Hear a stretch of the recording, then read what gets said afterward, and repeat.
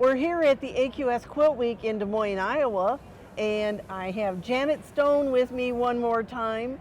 Janet won Best of Show with your wall quilt. I know. That doesn't happen very often. That's what I've been told, yeah. And so tell us the title of this quilt. It's Butterflies, Bees, and AlphabeTrees. Well, there are a ton of different techniques that you've used on this. So let's just talk about some of those. Okay. Well, my main thing is applique, raw edge applique, fused, and then I finish the edges with a blanket stitch. I do not like to piece, so there's not a lot of piecing on it. The background here, which are actually squares, were actually fused. I drew a grid on like a muslin base, and then cut those squares out and then fused them onto the base, and then I did a decorative stitch, which is another deal.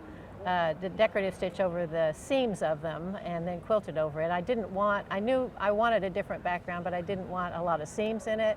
And like I say, I don't really like to piece. I'm not a good piecer, so I devised that as an easy way out to do that. Well, and even on the trees, if I were to look at this, I would say, my goodness, she pieced those, but you didn't, did it's you? Applique.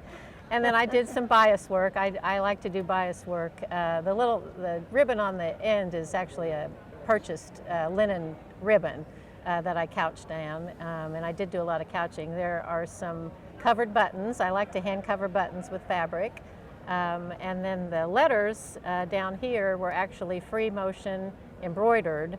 I just drew the letter that I wanted on the fabric and just put it under the machine and back and forth until you get it thick enough. So you just kind of scribble stitched it. Exactly, once you got the letter on there. I kind of, I think I got one a little more crooked. I had to redo it, but they came out pretty well, and I was happy with them. Well, one thing I've heard some people comment that have been standing in front of your quilt is how you've used a different edge treatment on the edges. Yeah, I get bored easily, so and I think I think it adds a little more interest. The scallops I think would have been too much on the sides, and I'm not sure the prairie points would have been enough on the bottom. I actually, when I did the quilt, I didn't do the prairie points at the top. I just had the sides and the bottom done. And then I stood back and looked at it and I thought, oh, it looks a little plain up there. So I added the different prairie points up at the top. Well, and your scallops, they probably wouldn't have hung straight quite as well as the prairie points do on the sides. Yeah, they're kind of better on the bottom. Mm-hmm. And of course, you're known for the alphabets. Yep. And you also put at least one sheep on every quilt, I don't try. you? I try. This has got a pair of sheep on each side. Yeah, a mom and a baby. Well, it's another beautiful quilt, and people really just need to come and stare at it for a while so they can see all those techniques that you've used. Yeah. How long did it take to make this quilt? Oh, I forget once I'm done with them. I do keep track on when I start and when I finish. Typically it takes about 7 to 9 months overall. Somebody asked me that, and I said, well, I think she gets at least one a year done. Yeah, I mean, I do work a full-time job, so that kind of gets in the way a little bit. So I quilt on weekends and the evenings, but I only work on one thing at a time.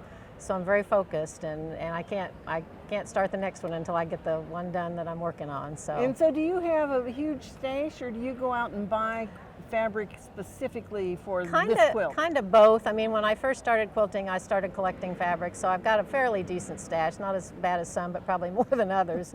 But if I have something in mind for a quilt, I will buy specifically for that quilt. This one, I actually had to buy the stripe, the purple and white stripe. I have very little pastel, or actually the colors in this quilt. I had to buy several of them. The teal I had to buy. So yeah, if I'm doing a specific color palette, I do have to go look for certain fabrics. And that purple and white stripe, I think I bought about 5 yardages of one before I found the right one. You have to do that sometime. I mean, I try to go to the fabric shops that are close to me and support them, but sometimes you have to look online, and sometimes you just can't tell online whether it's going to be the right thing. So I think if anybody needs some lavender and white stripe fabric, I'm your gal. I have plenty. But they're all different, but it worked out. So well, and not only did you win Best of Show at this quilt show, you won the Best Stationary Machine Workmanship Award. I did. So let's go talk about that quilt, because that's a new one. It is newer, yeah. Yes. Yeah. All right. Good. So we'll be right back, and we're going to talk about her other quilt. All right. Well, now here we are at Janet's other quilt, and this won the Best Stationary Machine Workmanship Yes. Award. Yep. And so what's the title of this one? An Angel Watching Over You, EWE. Oh, of course. Of course. And it's watching over one big sheep, that's right? me right there. That's me. Yep. Well, now it looks to me like I see some piecing on this quilt. There is some piecing on this one. As much as I detest it, there wasn't any way around it on this. So yeah, I did piece. I'm sure I probably had to piece some of those blocks more than once because they weren't good enough. But yeah, the blocks on the borders are pieced. And I see that you've used a lot of bias strips on this one of Yep. the scallops and Yeah, the scrolls on the border are all bias. all bias. Yes. I love doing that. To me, it's easy to do. I use one of those little clover bias makers and just iron it out, and then I tend to glue it down with like a Elmer's school glue to place it, and then just couch or I probably appliqued a little blanket stitch on the edges On of the it. Yeah. edges. Yeah, but I like doing it. I like the look of it. Tell us about this fabric that you have in the background, because that's rather interesting. So that fabric I've had for a long time, obviously, because it has the alphabet in it, and I love the kind of antique look of it. This quilt was sort of made as an honor to my late mom, hence the name An Angel Watching Over You. I love the idea of a guardian angel watching over you. And when I started to make this quilt, of course, you test out fabrics to what colors you're going to use, and I pulled out that fabric and I thought, oh, I love that fabric. I love the fact that it had a print in it, which was a little different.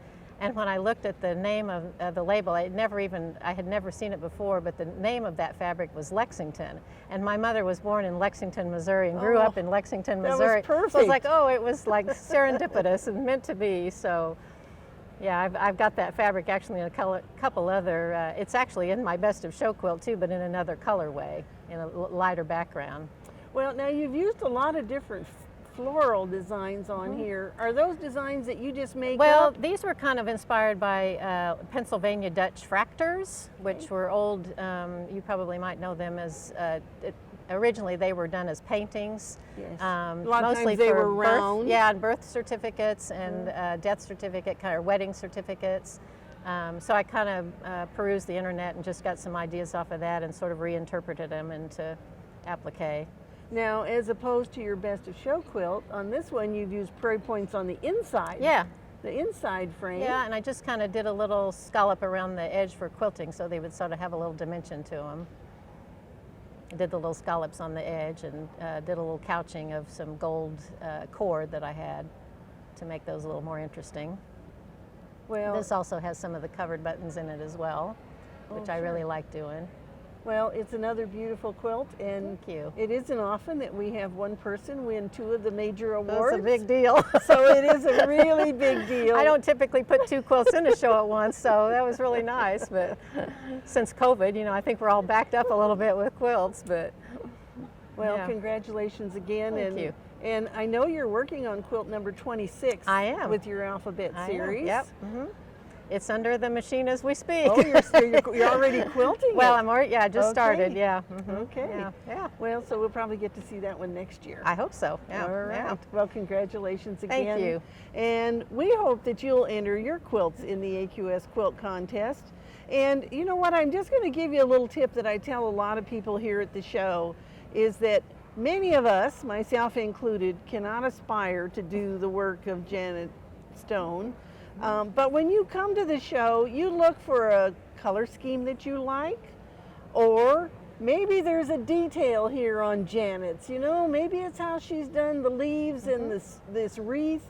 Find something on these quilts that you can take back and add to a quilt that you might make. Inspiration, it's everywhere here. It's everywhere here. Actually, most of the photographs that I take here at the show are details of something on the quilts that I think maybe would be something I'd like to work into my own quilts. Yep. So we hope that you'll join us soon at an AQS Quilt Week, and don't forget to enter your quilts.